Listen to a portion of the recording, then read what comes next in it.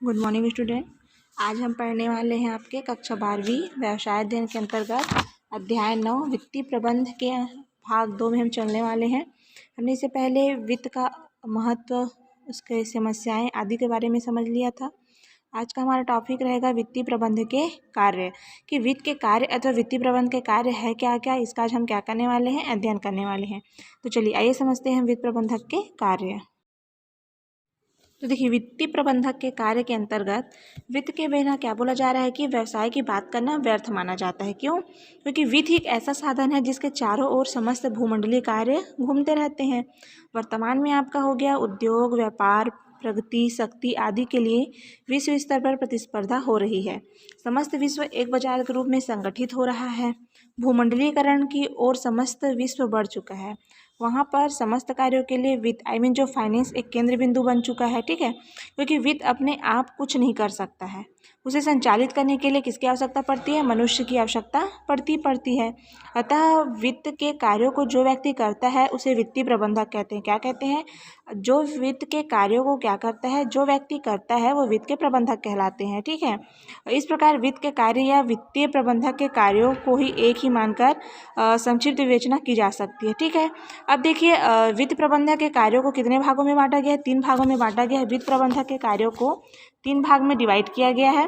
पहला है आपका प्रशासकीय कार्य, दूसरा है क्रियात्मक कार्य और तीसरा है आपका दैनिक एवं सलाहकारी कार्य। तो देखिए, कितना बताइए मैं आपको, कितने भाग में डिवाइड किया गया है? 3 भाग में। पहला आपका प्रशासकीय, दूसरा क्रियात्मक और तीसरा दैनिक। तो चलिए सबसे पहले हम समझते हैं किसको? प्रशासकीय कार्य। ठीक है, तो ये प्रशासकीय कार्य होता क्या है? तो देखिए, इन कार्यों के अंतर्गत वे समस्त कार्य आते हैं जो एक सामान्य प्रबंधक को करने पड़ते हैं। वो कौन कौन सा कार्य जो करने पड़ते हैं? तो प्रशासनिक कार्य मुख्य रूप से निर्णयात्मक, ठीक है, डिसीजन मेकिंग होता है। अतः ये वित्तीय प्रबंधक को कुछ महत्वपूर्ण निर्णय लेने पड़ते हैं। इन कार्यों के अंतर्गत वित्तीय आवश्यकताओं का अनुमान लगाकर उसकी प्राप्ति के साधनों की व्यवस्था करना तथा उचित उपयोग की व्यवस्था करना वित्तीय प्रबंधक का कार्य होता है। ठीक है, इसके लिए यह निम्न कार्य करता है। कौन कौन से कार्य करता है? तो जैसे आपका हो गया पहला, अब देखिए ये हो गया आपका प्रशासकीय कार्य, जिसके अंतर्गत उसके कार्यों को समझते हैं ना। उसके कार्यों को भी 5 भाग में डिवाइड कर दिया गया है। पहला आपका वित्तीय पूर्वानुमान, दूसरा है वित्तीय नियोजन, तीसरा है वित्तीय क्रियाओं का संगठन, चौथा है अन्य विभागों से समन्वय और पांचवा है वित्तीय नियंत्रण। ठीक है, तो चलिए सबसे पहले समझते हैं हम किसको? वित्तीय पूर्वानुमान। अब वित्तीय पूर्वानुमान होता क्या है? तो देखिए, वित्तीय प्रबंधक को अपने उपक्रम में लक्ष्य, जो आपके विकास योजनाओं एवं कार्यों की प्रगति के अनुरूप वित्तीय आवश्यकताओं का पूर्वानुमान लगाना होता है। अतः पूंजीकरण अथवा अल्प पूंजीकरण की स्थिति बनी रहने से उपक्रम की सफलता क्या हो जाती है? संदिग्ध हो जाती है। और सही वित्तीय पूर्वानुमान के द्वारा विनियोजित पूंजी पर उचित प्रत्याय निर्णय प्राप्त किया जा सकता है। अतः लाभ नियोजन को सुदृढ़ बनाया जा सकता है किससे? वित्तीय पूर्वानुमान लगाकर। दूसरा कार्य है आपका प्रशासनिक कार्य के अंतर्गत ही वित्तीय नियोजन। अब वित्तीय नियोजन क्या होता है? तो देखिए, वित्तीय पूर्वानुमानों के आधार पर वित्तीय प्रबंधक वित्तीय नियोजन का क्या करता है? कार्य करता है। इसके अंतर्गत पूंजी की मात्रा व अवधि, वित्त के स्रोत, ऋण, अंश पूंजी अनुपात, लेखांकन का प्रारूप, अंकेक्षण व्यवस्था आदि के संबंध में निर्णय लिए जा सकते हैं। ठीक है, अब आपका तीसरा कार्य हो गया इसी के अंतर्गत वित्तीय क्रियाओं का संगठन। अब वित्तीय क्रियाओं का संगठन क्या है?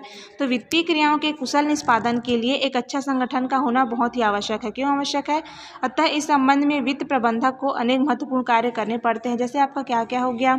तो अलग अलग अनुभागों जो शाखाएं होती है अलग अलग, उनकी स्थापना करना, विभिन्न पदों का निर्माण करना, साथ ही साथ विभिन्न अधिकारों के अधिकार एवं कर्तव्यों को सुनिश्चित करना और वित्तीय कार्यों को उचित वर्गीकरण करना। ठीक है, अर्थात वित्त विभाग के लिए योग्य रोकड़िया, लेखापाल, क्लर्क की नियुक्ति करना आदि कार्य किसका होता है? वित्तीय प्रबंधक का करना होता है। ठीक है, अब आपका प्रशासनिक कार्य के अंतर्गत ही आपका चौथा पॉइंट है अन्य विभागों से समन्वय। तो अन्य विभागों से समन्वय बोला जा रहा है, तो वो क्या है? तो उत्पादन की प्रत्येक क्रिया व विभाग से वित्त का प्रत्यक्ष संबंध रहता है। अतः वित्त प्रबंधक अन्य विभागों में वित्त के संबंध में एवं समन्वय का कार्य करता है, ताकि प्रत्येक विभाग का बजट सुदृढ़ ढंग से बनाया जा सके। यह कार्य उसी प्रकार है जैसे सरकार का किसका होता है, वित्त मंत्री समस्त विभागों के लिए क्या करता है, बजट तैयार करता है। ठीक है, आवश्यक वित्त का नियोजन करना होता है। और पांचवा कार्य है इसका आपका वित्तीय नियंत्रण।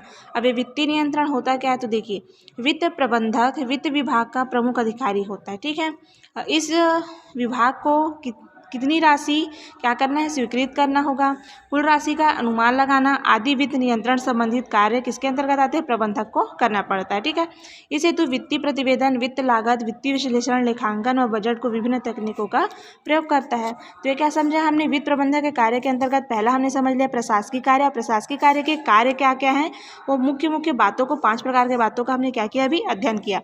अब नेक्स्ट समझते हैं हम क्या, क्रियात्मक कार्य। तो देखिए, क्रियात्मक कार्य क्या होता है, तो वित्त प्रबंधक को अपने निर्णयों एवं विभिन्न योजनाओं के सफल क्रियान्वयन के लिए विभिन्न क्रियात्मक कार्यों का संपादन करना होता है। अब ये क्रियात्मक कार्य क्या क्या है, तो देखिए, इसके क्रियात्मक कार्य को 10 भाग में बांटा गया, प्रशासकीय कार्य को 5 भाग में, अब क्रियात्मक कार्य को 10 भाग में डिवाइड कर दिया गया है। तो पहला है आपका वित्त व्यवस्था करना, दूसरा कोषों का आवंटन, तीसरा संपत्तियों का प्रबंधन, चौथा आय का प्रबंध करना, पांचवा हो गया रोकड़ प्रबंध, छठवां होगा पूंजी उत्पादकता में वृद्धि, सातवां लाभ नियोजन, आठवां प्रतिवेदन प्रस्तुत करना और नौवां है आपका विलेख करना और 10वां है विनियोग संबंधी निर्णय लेना। तो देखिए, क्रियात्मक कार्य के अंतर्गत पहला आपका समझते हैं वित्त व्यवस्था करना। तो वित्त व्यवस्था करना क्या होता है, तो देखिए, वित्त व्यवस्था करना क्या होता है, तो अपने कार्य क्षेत्र के अंतर्गत वित्त के विभिन्न स्रोतों का पता लगाना व उन स्रोतों से वित्त प्राप्ति की व्यवस्था करना वित्त प्रबंधक का कार्य होता है। ठीक है, दूसरा है आपका कोषों का आवंटन करना। तो अब ये क्या होता है, तो वित्त प्रबंधक के पास उपलब्ध कोष का उचित एवं आवश्यकता अनुसार आवंटन करने का दायित्व भी वित्त प्रबंधक का होता है। ठीक है, अर्थात कोषों के आवंटन के पूर्व उसे वित्त का उपयोग व उसकी लाभदायकता व पर आवश्यक विचार करना होता है। तीसरा है संपत्तियों का प्रबंध। तो संपत्तियों का प्रबंध करने का क्रियात्मक कार्य देखिए, तो इसके अंतर्गत आपको बोला जा रहा है कि वित्त प्रबंधक चालू एवं स्थायी संपत्तियों की खरीदी, उसकी सुरक्षा के उपाय, रख रखाव, अवेक्षण आदि की व्यवस्था वित्त प्रबंधक के निर्देश पर की जाती है। इसके अतिरिक्त वित्त प्रबंधक अन्य चालू संपत्तियों के उचित प्रबंध हेतु उनकी तरलता, लाभदायकता, भुगतान आदि के संबंध में उचित निर्णय लेता है। चौथा है आपका आय का प्रबंध करना। अभी आय का प्रबंध करना क्या हो गया, तो संपूर्ण उपक्रम में आय का उचित वितरण करना वित्त प्रबंधक का कार्य है। तो इसके लिए यह उचित वेतन, बोनस, ब्याज व कर आदि की उचित व्यवस्था करता है। ठीक है, अब आपको पांचवा समझते हैं हम रोकड़ प्रबंध। तो रोकड़ प्रबंध क्या होता है, तो रोकड़ प्रबंध में रोकड़ को आना व का जाना या बहाव दोनों सम्मिलित है। अतः रोकड़ के आने का अनुमान लगाकर रोकड़ बजट व रोकड़ प्रतिवेदन तैयार कर रोकड़ का उचित प्रबंध करना ही वित्त प्रबंधक का महत्वपूर्ण कार्य माना जाता है। छठवां आपका पूंजी उत्पादकता में वृद्धि करना। तो वो क्या है, तो देखिए, तो वित्तीय प्रबंधक का यह कर्तव्य है कि वह व्यवसाय में लगी हुई पूंजी की उत्पादकता में वृद्धि के लिए सदैव प्रयत्नशील रहे तथा लाभप्रद विनियोग के लिए समय समय पर आवश्यक कदम उठाए। ठीक है, अब सातवां है आपका लाभ का नियोजन, प्रॉफिट प्लानिंग। तो उपक्रम के लाभों में वृद्धि करने हेतु वित्त प्रबंधक लाभ नियोजन का महत्वपूर्ण कार्य करता है। यह संस्था की लाभदायकता को बनाए रखने के लिए तथा उसमें वृद्धि करने के लिए भी विभिन्न कदम उठाता है। क्यों उठाता है, क्योंकि उसे उचित मूल्य का निर्धारण करना, लागतों पर नियंत्रण करना, व्ययों को नियंत्रित करना, अनुत्पादक व्ययों पर रोक लगाना, विक्रय विश्लेषण का पूर्वानुमान लगाना आदि सब किसके अंतर्गत आता है, लाभ नियोजन के अंतर्गत आता है। ठीक है, अब आठवां है आपका प्रतिवेदन प्रस्तुत करना। तो वो क्या होता है, तो देखिए, रिपोर्टिंग ऑफ प्रेजेंट। ठीक है, तो वित्तीय प्रबंधक द्वारा समय समय पर अनेक वित्तीय प्रतिवेदन उच्च प्रबंधकों एवं संचालकों को प्रस्तुत करने होते हैं। वह कोषों की उपलब्धता, मासिक आय, नकद कोषों की स्थिति, संस्था की वित्तीय स्थिति आदि के संबंध में आवश्यक प्रतिवेदन तैयार कर उच्च प्रबंधक को भेजने का क्या करता है, कार्य करता है।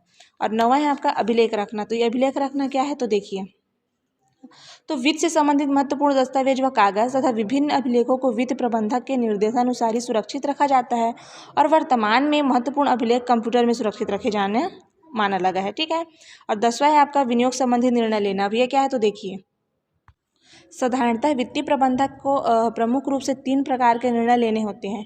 पहला आपका विनियोग निर्णय, दूसरा है लाभांश निर्णय और तीसरा है आपका वित्तीय निर्णय। तो इन तीनों निर्णयों में पहला विनियोग निर्णय सबसे महत्वपूर्ण कार्य है। कौन सा, विनियोग निर्णय। ठीक है, जिसके अंतर्गत वित्तीय प्रबंधक को यह निर्णय लेना होता है कि किस संपत्ति में कितना विनियोग करना क्या होगा, वांछनीय होगा। तो ये क्या समझा हमने अभी वित्तीय प्रबंधक के कार्य के अंतर्गत। दूसरा समझा हमने क्रियात्मक कार्य, और क्रियात्मक कार्य के अंतर्गत हमने 10 प्रकार की उनकी बातों का क्या किया, हमने अध्ययन किया। प्रबंधक के कार्य के अंतर्गत ये तीसरा समझते हैं हम दैनिक एवं सलाहकारी कार्य। तो ये सलाहकारी कार्य क्या है, तो ये वित्तीय प्रबंधक के दैनिक एवं सलाहकारी कार्य भी काफ़ी महत्वपूर्ण होते हैं। इस वर्ग के प्रमुख कार्य कौन कौन से हैं, तो है संपत्तियों का प्रबंध, दूसरा है रोकड़ का प्रबंध, तीसरा वित्तीय लेखा रखना, और चौथा है वित्तीय प्रतिवेदन। तो पहला समझते हैं हम संपत्तियों का प्रबंध। तो वो क्या होता है, देखिए उपक्रम में संपत्तियों का विशेष महत्व है, और संपत्तियों की उचित व्यवस्था करना, उसका रख रखाव करना, संपत्तियों के मूल्य में वृद्धि करना तथा संपत्तियों को बढ़ाना आदि के संबंध में प्रतिदिन आवश्यक कार्य करना, इस संबंध का संचालक प्रमुख का उचित सलाह लेना, ये सब किसके अंतर्गत आता है, संपत्तियों के प्रबंधक के अंतर्गत। दूसरा है रोकड़ का प्रबंध करना, तो मैनेजमेंट ऑफ कैश। तो रोकड़ किसी व्यवसाय की क्या है, धड़कन माना गया है, क्योंकि रोकड़ के बिना किसी भी व्यवसाय का सफलतापूर्वक संचालन करना असंभव माना गया है, क्योंकि धड़कन कम हो या अधिक दोनों हानिकारक होते हैं। अतः व्यवसाय में रोकड़ का अधिक होना या कम होना दोनों ही क्या है, खतरनाक होता है।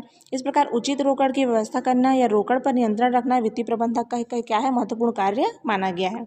तीसरा है आपका वित्तीय लेखा रखना। तो व्यवसाय की विभिन्न शाखाओं द्वारा किए गए व्यय व उनके द्वारा प्राप्तियों का विवरण रखना तथा समय समय पर उसकी क्या करना, महाप्रबंधक को देना, सूचना देना, महाप्रबंधक को सूचना देना वित्तीय प्रबंधक का क्या होता है, कार्य होता है। ठीक, और लास्ट पॉइंट है आपका सलाहकारी कार्य के अंतर्गत ही वित्तीय प्रतिवेदन। तो फाइनेंशियल रिपोर्ट, तो क्योंकि इसमें उपक्रम की आर्थिक स्थिति स्पष्ट करने के लिए वर्ष में एक बार एवं अन्य अवसरों पर उपक्रम का वित्तीय प्रतिवेदन प्रस्तुत किया जाता है, जिसमें कंपनी की वित्तीय स्थिति को दर्शाया जाता है। अर्थात वित्तीय प्रबंधक इस प्रतिवेदन को तैयार कर शीर्ष अधिकारियों के पास भेजता है। ठीक है, तो देखिए क्या समझा हमने प्रबंधक के कार्य के अंतर्गत। तीसरा दैनिक एवं सलाहकारी कार्य। तो देखिए आज का हमारा टॉपिक था वित्तीय प्रबंधक के कार्य, जिसके अंतर्गत हमने 3 प्रकार की बातों को उसको मतलब 3 भाग में डिवाइड किया गया उसको, और 3 प्रकार के उसके महत्वपूर्ण कार्यों का हमने क्या किया, अध्ययन किया। ठीक है, तो ये क्या हो गया, 3 प्रकार के उसका महत्वपूर्ण कार्य, प्रशासनिक कार्य, क्रियात्मक कार्य और दैनिक एवं सलाहकारी कार्य।